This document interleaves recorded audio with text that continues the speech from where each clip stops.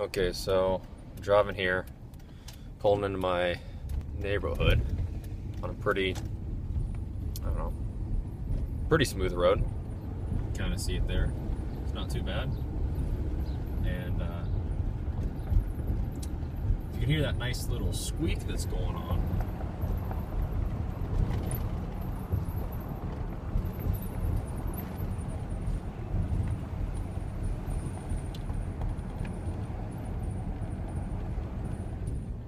It's literally everywhere. On brand new roads, very smooth, at slow speeds, high speeds on the highway.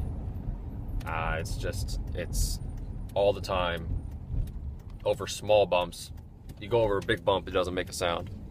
So, honestly, I have no idea what to do.